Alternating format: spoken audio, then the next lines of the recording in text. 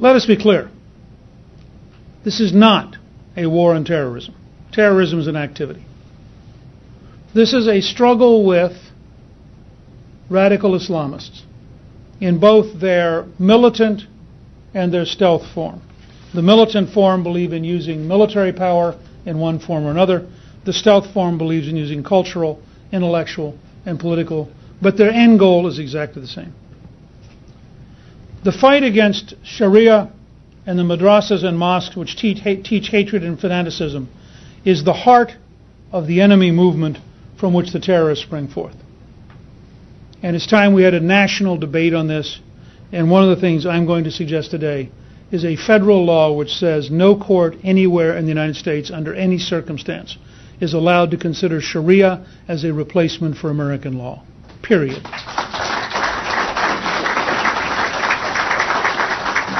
And let me draw a sharp distinction between those Muslims who live in the modern world and those Muslims who would radically change the modern world. Radical Islamists want to impose Sharia on all of us for legitimate reasons.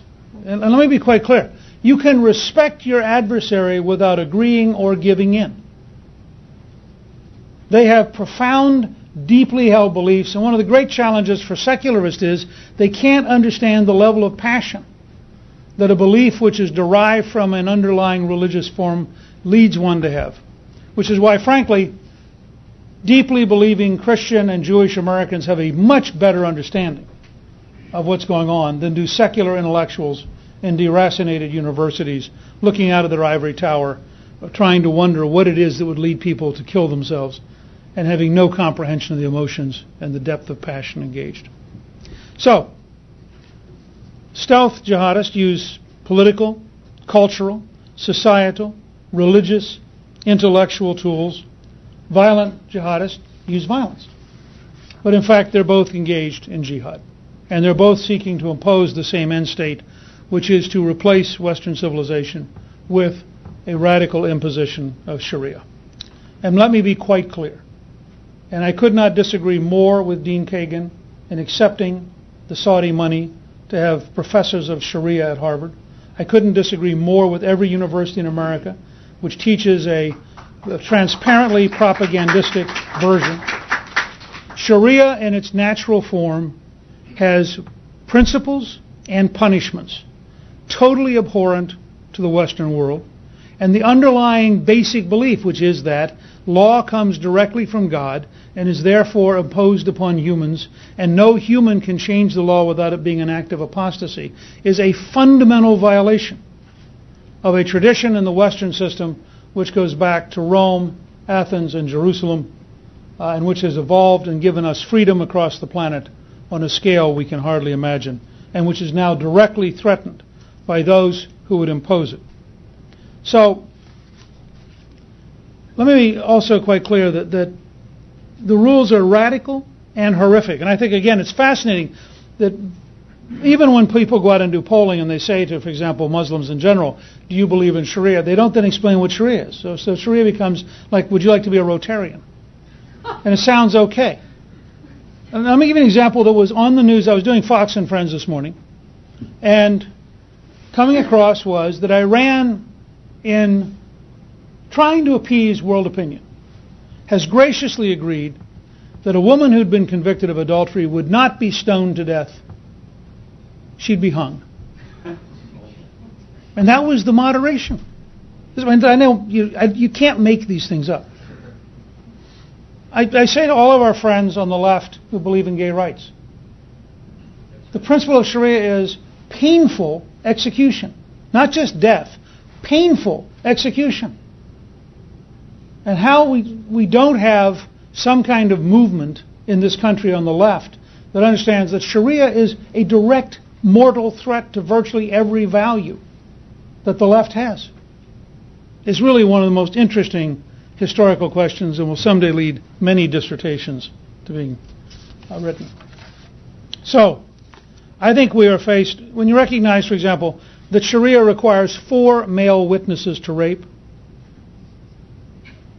and in the absence of 4 male witnesses, the complainant is themselves guilty, and there's a case in the last year in Saudi Arabia of a woman who was gang raped, had no witnesses, and has since been beaten for having engaged in inappropriate behavior. Now, if you think I'm making this up, one of the things we're going to post at my personal scholar site at American Enterprise, which is aei.org, right? I always get confused between com and org, so I got to check with Brady. Is a case in New Jersey, which is, I ran across this in preparing the speech, and I was so astounded I didn't believe it, and Brady got the actual appeals court ruling, which we're going to post. A woman files for a restraint against her husband, who has been beating her, torturing her, and raping her for hours at a time.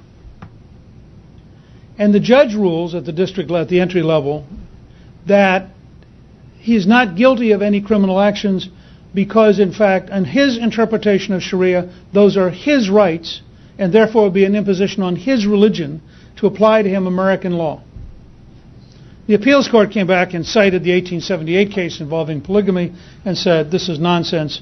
We have a clear, long tradition in this country that you can't, in fact, interpose religion to commit criminal acts and claim that it was because your religion made you do it. But when you read the case, and I believe this man was sincere. This is not an evil man.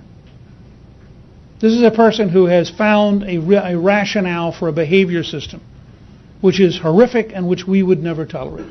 And yet here is an American judge so confused by secular situation ethics that he was unwilling to impose American law on somebody who was clearly abusing somebody.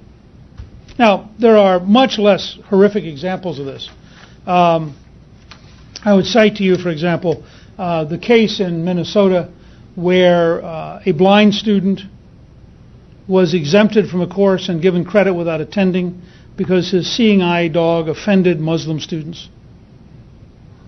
Now, the fact that the college didn't have the nerve to say, under the Americans with Disability Act, the blind student stays, and if you want to leave, that's your prerogative. And if you want to know what appeasement is like in America, if you want to know why this is a problem here at home, this is the kind of stuff that's going on because nobody in our secular elites is prepared to stand up and defend Western civilization against a routine, steady erosion.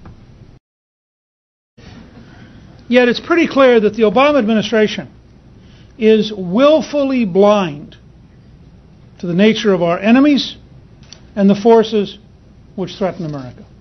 And I think it's willful because I think, if you look carefully at the Attorney General's comments, if you look at the Homeland Security Advisor, Mr. Brennan's comments, only a person willfully hiding from reality could say these things.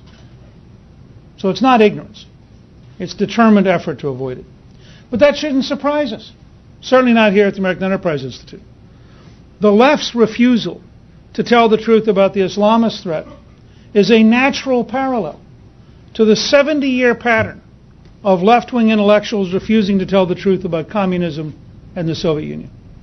If you go back and look at all the years of disinformation, all the years of denial that were the left's response to communism, why would you think that the next threat to Western civilization will be more accurately studied? It is and this is why the secular socialist system is itself such a threat. It is the natural pattern of secular socialist intellectuals to prefer our opponents to us and to accept their lies over our truths. And if you doubt that, go look at any study of the 70-year period in which the left consistently apologized for the Soviet Empire.